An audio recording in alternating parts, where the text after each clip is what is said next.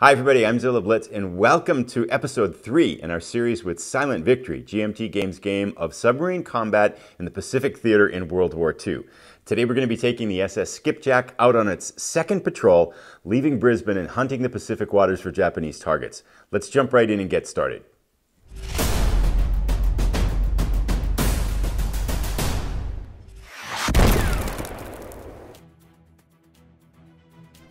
A quick summary of our campaign to date. Although there's only been one mission in our first patrol, we did successfully complete that patrol by bringing evacuees from the Philippines down to our port in Brisbane, Australia. Along the way, we sank 3 Japanese ships for a total of 17,600 tons, which puts us into the draw category of win-loss in terms of the overall game, which is a good thing to have happen, I think, on that first patrol. Now, it's April 1942, and I do have one correction to make from our last patrol as well. You can get these insignia awards in addition to commander awards. So we got our first submarine combat patrol insignia as well. It was that bronze star for sinking 3 ships in that last patrol. Now we have our full crew back. We have Executive Officer Wallace, Chief Engineer Wagner, Doctor is Lyle, and our second Executive Officer is Custard. So those 4 members are part of our crew, and the wait list again is posted down in the description. And so we are, I think, with that, all set to go. Let's go check out and to see where we're going to be hunting as we head out of Brisbane. Let's see where our patrol takes us now. This is April 1942. We have a lot of potentialities. We could end up in the Solomon Islands, Philippines, Java Sea, Indochina, as well as a rare chance that we could end up in the China Sea as well. It looks like it's pretty randomly scattered here.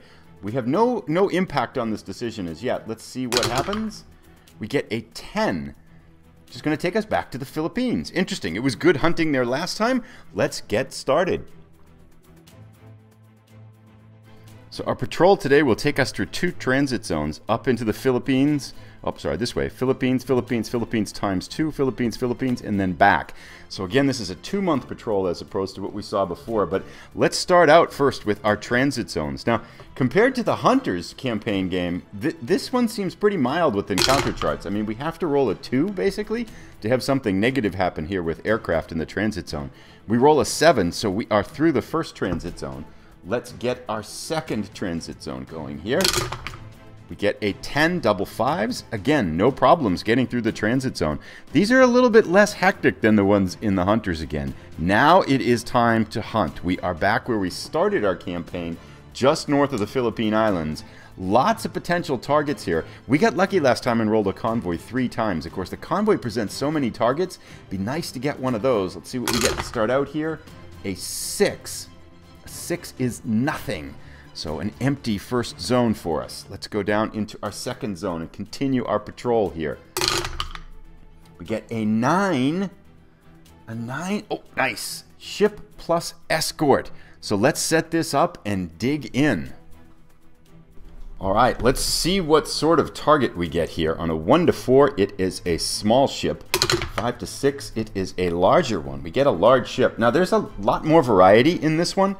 We have to roll, first of all, we roll to see which chart this is on. And we could do this all at once, but I'll just roll it separately as well. A 1 to 2, I use the target roster A. So we are on target roster A for this one. Now we roll a 100-sided die to see what we get. We get a nice juicy target here. A 0-1. Number 1 is the 6,400-ton Jokuja Maru. So I think we want to see it 6,400 tons. The question is, we need to see whether it's daytime or nighttime as well. Hoping for a nighttime roll. It is daytime. First question we have to ask, do we want to try to switch to night? You know, it's our second patrol zone. We have a lot of torpedoes. We still have 4 patrol zones left to go. Let's play the odds here and try to shift to night. 1 to 4, it's successful. Bugger. Jokuja Maru escapes us. Target lost on a 5 to 6. Well, that was uneventful. Let's continue our patrol. All right, let's continue on now. I hope we're not going to be kicking ourselves for that. Retrospect, I feel like maybe we should have gone in. But let's see what we get here. This is a double zone, so we're going to search this zone twice. We get a 12. Aha! Now, the result here says aircraft, but notice the little 1 there, because this means the first time we get a 12, the first natural 12 encounter during a patrol results in a random event. So we're going to ignore the encounter result and roll on the random event chart. Alright, so here is our random event chart. We roll a 2 6-sided dice and see what we get. Number 7 is the one we're looking for. That's the lucky rabbit's foot. But we get an 8. Rebased. You have been ordered to rebase. At the end of this patrol, place the other basing marker at the top of the submarine display mat. If currently based in Australia, you have been ordered to rebase to Pearl Harbor or vice versa. Interesting. Well, that's kind of cool. We're heading to Pearl Harbor, everybody, if we make it through this patrol. But let's continue on. Alrighty, continuing on our second search, because this is a double search zone, ×2. We're going to search twice here. Getting a little nervous. We only have 3 zones left. I'm hoping we get some targets now. An 8. Gah! Nothing! Okay. I am really kicking myself that we didn't go in during the daytime against that ship. If we get a target now, we're going after it no matter what it is. 2 searches left. Our second to last zone. Come on, dice roll gods, give us something. 4. Nothing! Gah! If we don't get something now on this one, it is an unsuccessful patrol. We need 4 in a row to get relieved from duty, so that's not too bad, but I'm hopeful that we don't get this. We need something. We need a target here. 7. Yes! Ship plus escort. Okay, let's roll this up, and without a doubt, we're going in. We need to sink this ship to get a successful mission. This is our last chance. Let's set up our target and go for the kill. Alright, so first up, we need to roll for our day or night. Let's see what we get. Let's determine our ship size. 1 to 4, it's small. 5 to 6, it's big. 5. Again, we got a little bit lucky there. Now we're going to roll for which chart it's on, A, B, or C. We're going to roll for chart A again. So now we roll our 10-sided die. We're going to see what we get. 100-sided die. Our 0 to 100 determination dice roll, which is a 64. This is the 6,900-ton Eikyo Maru, a freighter ship. So let's bring that one out, set it up on our map, and then we also want to determine the time of day here. Doesn't matter if it's daytime, we are going in, but it would be nice to get a 4 to 6, which would be nighttime. Give us some nighttime. Yes, a 5. All right, perfect. So we can change this to night. We're going to determine our range. We're going to determine whether we come in at surfaced or not, because there is a modifier now that makes us easier to detect if we come in on the surface at night now. Let's get our target ship set up, and then we will go in and determine our attack. Alrighty, so I'm kind of thinking this through. We're going to take a risk here, because the result is going to be it's very easy for the escort to detect us. But I think we want to do that because I don't want a failed mission. I want to sink this ship. So in attempts to get the Eikyo Maru here, we're going to fire forward and aft torpedoes. All 8 torpedoes. 1/3 of our tactical layout, all at this large freighter. So we're going to fire both rounds. We are going to come into the surface. Now it's 1942, and because that surface attack... a night surface attack in 1942, the Japanese escorts are going to get +1 to their detection. And because we're going to come in at medium range, because we're going to fire both forward and aft, they're going to get an additional +1 to detection, which means that after this round of torpedoes is over, the escorts, we need a 6 or less to escape undetected. I'm expecting then with that type of die roll, we're going to get depth charge, but because we're at full strength, I'm hoping we can take that first round of beating, and maybe in the second round, go to deep dive and escape detection and get out of here. But I really want to sink this, so we're going a little bit more heavily onto the offense right now. Our submarine torpedoes here, these Mark 14 torpedoes, still have that awful dud rate of 1 to 4. That changes in a couple months, but as of yet, fully 2/3 of these torpedoes are going to be duds. So with 8 torpedoes here, I think it's a 1 in 4 chance mathematically at medium range like this, roughly 1 in 4 that we're going to get a hit. So hopefully we can get 2 hits out of these 8, and hopefully we can get enough damage with those 2 hits to sink the Eikyo Maru. I do not want to let this ship escape. I do not want the skipjack to get an unsuccessful patrol. So with all that babbling now, let's come in first round and fire our first torpedoes. We're going to fire the forward torpedoes first.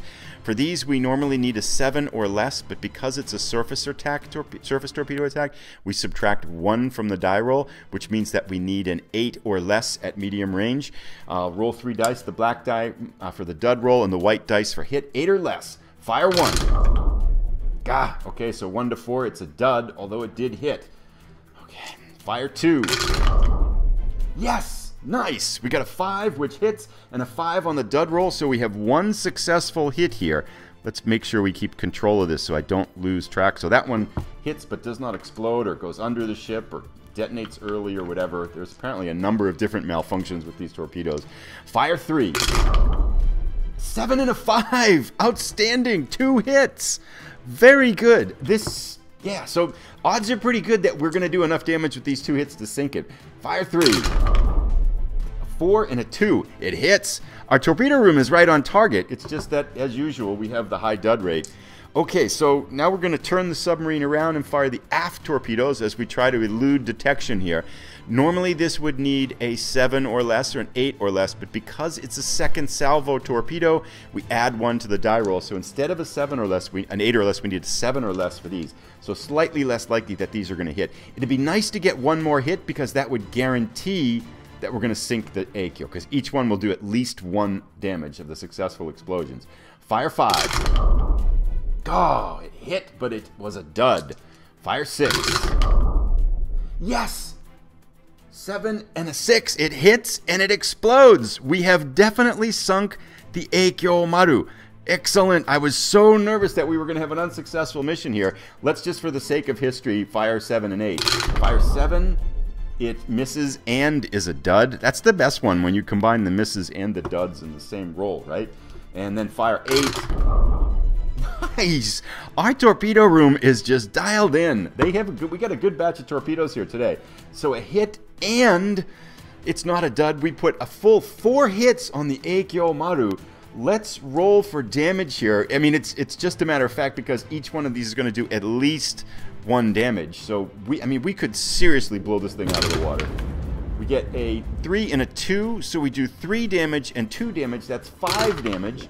And then 6 and 6, which is 1 damage and 1 damage. So 7 total hits of damage on a ship that only takes 3 to sink it. We have struck with a vengeance. So firing 8 torpedoes, the Aikyo Maru is just devastated, blown apart here, and goes to the bottom of the ocean. But now we have to pay the price, right? So let's set up the, well, I think we can go right to this one here. Escape detection. Normally we need an 8 or less, but we took a pretty aggressive attack zone there because we're coming in.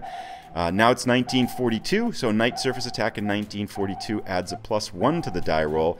And for the first round only, because we fired forward and aft torpedoes, we add a second 1 to the die roll. None of the other dice roll modifiers apply to us yet. So instead of an 8 or less, we need a 6 or less. I'm assuming that Officer Custard here, our second executive officer, is in charge of evasion events. So let's see if he can make this work for us. Come on, Officer Custard, get us out of here. 6 or less. Let's get lucky. Oh, gosh. We paying the price of that second round salvo, though. 7. So we are detected. Let's set up the depth charge attacks. Alrighty, here we go. So we have the only die roll modifier that applies to us right now is the fact that for the first round we had a night surface attack, which gives the Japanese forces +1 on this attack chart. So we're going to add 1 to this die roll, increasing the likelihood that we're going to take more damage. Now, even if we wanted to go to exceeding test depth, we couldn't because we were on the surface in that previous round. Not that it matters with damage, I guess, too. I was talking about with evasion, so I guess this is an irrelevant comment here. But let's roll for damage now, hoping for a nice low number. 7, that's pretty average. Gives us an 8, 2 hits of damage here. Okay, so now we're going to roll. This is our sub damage chart. Let's see what we get for hits. A 53 SD radar. Do we even have that? Let me check. All right, yes, I've kind of brought myself up to speed here with radar systems. We have the SD radar system. We'll be adding an SJ radar in July of 1942. This would have an impact on aircraft encounters, we would be at a disadvantage with those. So that is damaged. We'll have to see if we can fix that after this. Let's roll now for the second hit. 23. Diesel engine number 1 gets damaged. Let's put you across there. Sorry for my reach. Diesel engine number 1. Where is that? Right here. All right, so that is damaged. Don't think that has much of an impact unless we lose multiple engines. So let's readjust here and see what our escape detection roll will be for the second round.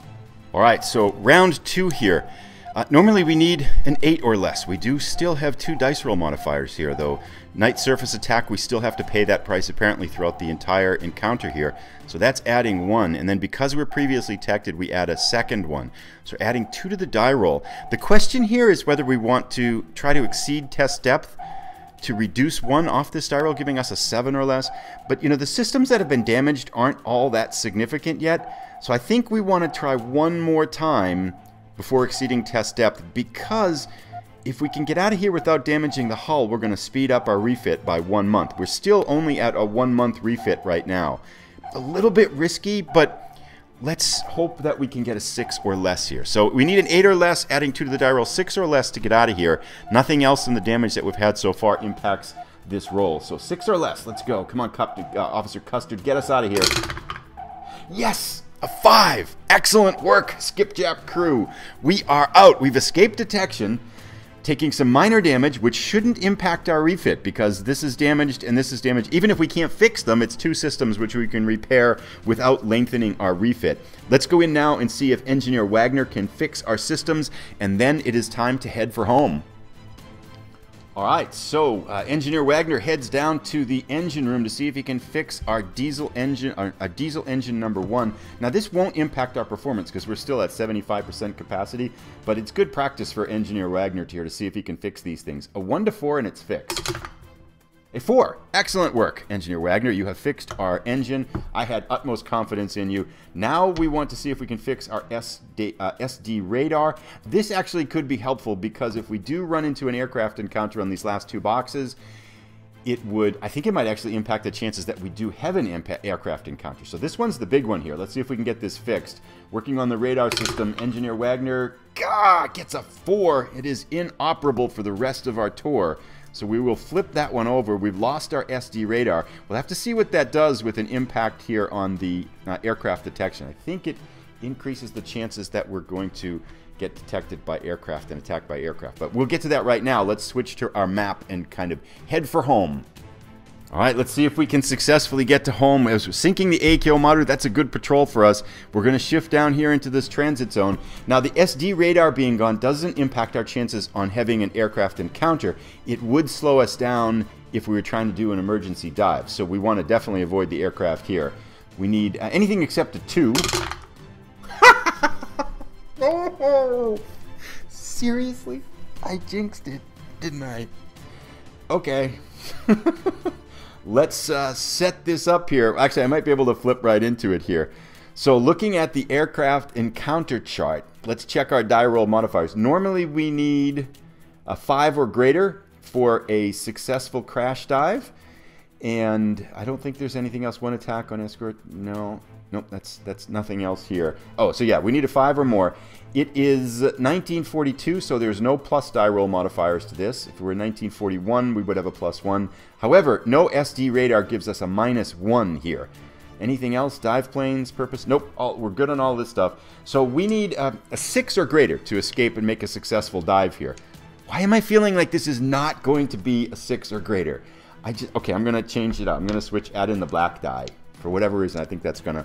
I feel like the white die... I don't know. Anyway. Okay, here we go. Crash diving. Okay. What the heck? Seriously? So the result is, it's a 1 or less, right? Because we have -1, so 2 minus 1 is a 1. It's 2 attacks. Okay, second attack does not apply if aircraft is shot down. So we have to see if we can shoot down the aircraft. So I'll sort this out and figure out the numbers are, because I haven't done this with this game yet. So I just want to make sure I get everything right. Okay, so this led me down a little bit of a rabbit hole, just in case people run into the same kind of thing. There has been some errata on this game, even though this is the latest edition, the 2019 edition, there's been some errata on the anti-aircraft attack chart and on some of the submarine mats. The Salmon class does have a second anti-aircraft 50 caliber machine gun, so it has 2. And the reason why that's important is that there's a penalty to anti-aircraft fire if you only have 1. And that's reflected on the anti-aircraft attack chart versus aircraft. The one that comes with the game right now is unclear because it's putting submarine classes rather than talking about the caliber of the anti-aircraft fire.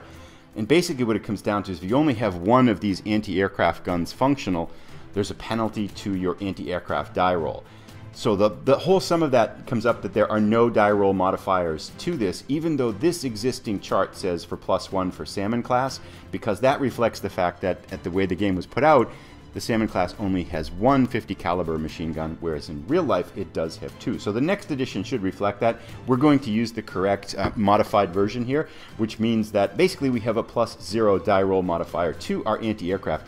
This is big because if we can shoot the aircraft down with a 3 or less, that would mean that the second aircraft attack on our submarine doesn't happen. We're going to get hit twice. I mean, this could potentially be 6 or more hits on our submarine. This is a critical shot here. If we could shoot this down, that would be outstanding. Now, it's a 3 or less. The chances are low. However, if we get a 4 or 5 and damage the aircraft, that would be equally good because that would drive it away from us after the 2 attacks, which means that we could limp home after these 2 attacks. Anything greater than a 5 means we also have to roll on an additional encounter, which could bring an escort into the mix and really mess things up for us. So this is a big roll. Let's see what we get. Hoping we can get another low die roll, having gotten 2 2s in a row. Let's see what we get. 6. Miss. Okay, we just missed. So things are getting ugly here very quickly. Now, there are 2 submarine attacks and a crew injury. We have to roll immediately for the crew injury to see where that happens, because that is that could impact what happens in these next die rolls here too. All right, so first up we're going to roll for the die roll energy. 2 die 6. We get a 3. Oh, Chief Engineer Wagner is wounded. Or worse, 1 to 3, it's a light wound. 4, 5, or 6 could be worse. A 3. Oh, fortunately, Chief Engineer Wagner is only lightly wounded. All right, so sorry, I had to reach over to get these here. So Chief Engineer Wagner, lightly wounded. Now let's drive on and roll for our how many hits we're going to suffer here. 2 attacks. So the first attack, hoping for a low number again. 9. Oh, okay, that's not... Oh, wait, air attack adds +1 to it. So it is a 10. Okay, nothing else matters here. Batteries damaged. Nope, we're all good. Okay, so a 10 is still 2 hits. That's not too bad. Okay, let's see what we get for the first one here. 62 is the Aft Torpedo Doors. To be honest, you know, we're not going to need torpedo doors anymore. We'll take that. So Aft Torpedo Door is damaged. I would take that roll any day. Another 62, please. Second hit. A 1-1. Are the batteries? That feels bad. I feel like that's really bad, right? Because I think that impacts what happens in subsequent detection rounds if an escort shows up. Okay, we'll figure this out here, and then we're going to go for our second attack. Actually, I think we can go right to our second attack. Batteries damage add +1 to this attack roll, plus it's an air attack, so we're adding +2 to this as well. This is not good. Just 1. God! Oh my goodness. It's like, what happened to the dice roll gods? So an 11 plus 2 is a 13. This is 5 hits. Hang on to your seatbelts, everybody. Here we go. Gosh, it was going so well. 5 hits. First one. 31. Flooding. Okay. We'll take that. 4 more to go. I should use the incoming hit. Well, that's on the other thing. 4 more to go. Nope. 56. Electric motor number 4. Okay.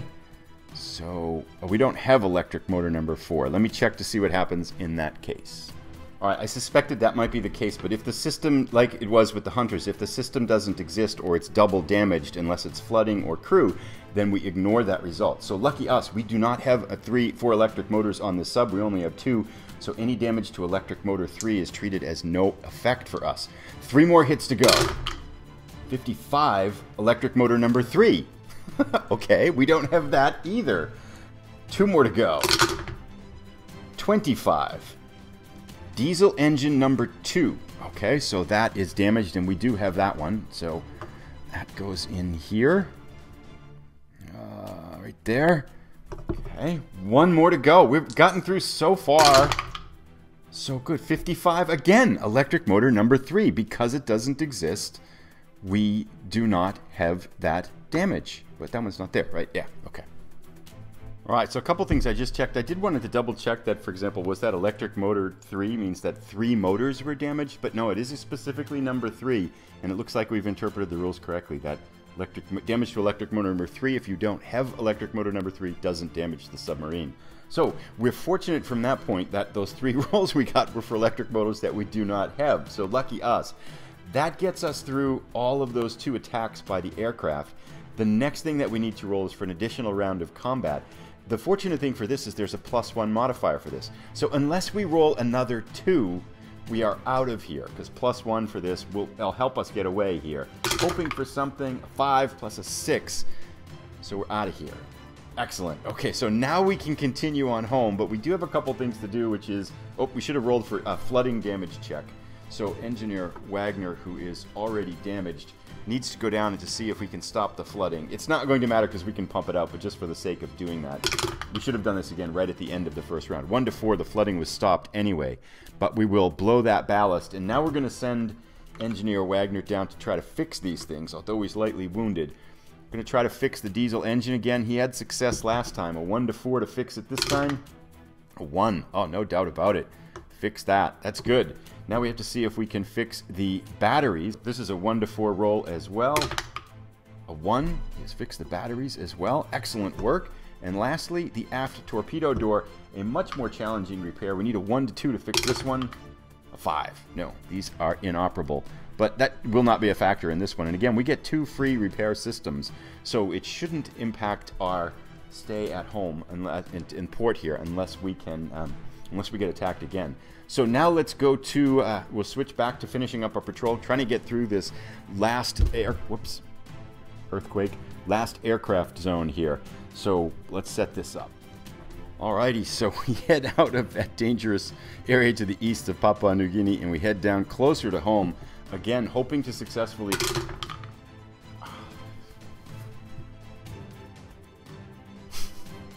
Seriously? Seriously? Are you kidding me? Okay, we'll set this up. Alrighty, here we go again. So, need a 5 or more to escape this, to have a successful crash dive normally. However, because we have no SD radar, we need a 6 or more. Really? Okay, we have to. 8! Yes! Thank you. So we have successfully crash dived and avoided another aircraft encounter, which would have been too catastrophically funny.